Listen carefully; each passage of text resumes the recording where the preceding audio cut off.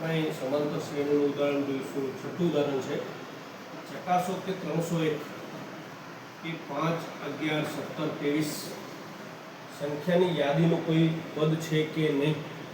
હવે અહીં કેવું આપ્યું છે કે ચકાસો કે 301 એ આ યાદી આપી છે, એ યાદીનું કોઈ પદ છે કે નહીં. હવે આપણે આગળ દાખલા જોઈએ એમાં ઘણી વખત શું કીધું હતું કે કોઈ પદ તો અહીં આપેલું હતું, કોઈ પદ 301 છે કે નહીં અહીં શરૂઆતમાં આપ્યું છે, એ ધ્યાન રાખવાનું છે. ચકાસો કે 301 કે 5, 11, 17, 23 સંખ્યાની કોઈ યાદીનું પદ છે કે નહીં. તો અહીં આપણે પહેલાં તો જોવું પડશે શ્રેણી છે કે નહીં.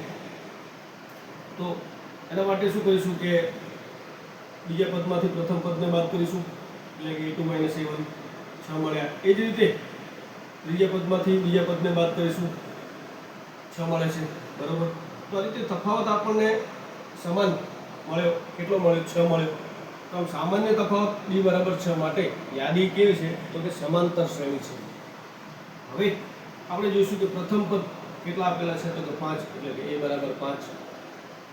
સામાન્ય તફાવત b 6 મળી ગયા. તથા કોઈ પદ આપણને કીધું છે કે 301 છે કે નહીં, બરાબર, આ યાદીનું. તો અહીં an બરાબર આપણે શું લઈશું તો 301.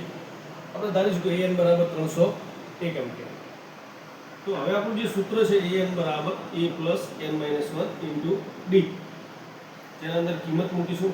an ની કિંમત 301, a ની કિંમત n - 1 અને d ની કિંમત. અહીં શું કરીશું? કૌંસ છોડીશું. 6 × n એટલે 6n -6 × 6. તો અહીં જોઈ શકાય 5 - 6, બરાબર. તો અહીં -1 મળશે. હવે શું થાય છે કે આ દાખલામાં જો 5 ને આ બાજુ લઈ જઈએ અને પછી જે 6 ની બાદબાકી કરીએ એ પણ થઈ શકે છે, પણ અહીં આપણે આ રીતે કરીશું તો થોડું સારું રહેશે. તો 301 એ 5 - 6 એટલે કેટલા? -1 મળે અને 6n તો હતા. તો 301 બરાબર 6 - 6n - 1 -1 આ બાજુ આવી ગયા એટલે પ્લસ થઈ ગયા. તો હવે 6n બરાબર માટે શું કરીશું? પદોને ગોઠવીશું. તો 6n ને પહેલા લઈશું અને 301 + 1 એટલે 302 ને બરાબર નહીં વાળ્યું. તો 6n બરાબર 302 માટે n બરાબર કેટલા? તો કે n ના ગુણાકારમાં 6 હતા. તો હવે શું થશે? સામે જશે એટલે 302 ના ભાગાકારમાં જશે. માટે n બરાબર શું થશે? 302/6. 302/6 કરીશું એટલે આપણને ભાગ ચાલે એટલે 2 વડે ભાગ ચાલે. તો n બરાબર 151/3 મળે. તો હવે અહીં શું મળે છે? પૂર્ણાંક ન મળતા અપૂર્ણાંક મળે છે. આપણને ખબર છે કે n એ ધન પૂર્ણાંક છે, બરાબર ને.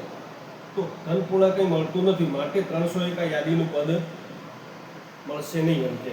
આ યાદીનું કોઈ પદ છે હશે નહીં એમ કે. તો આપણે ધ્યાનમાં આવી ગયું છે.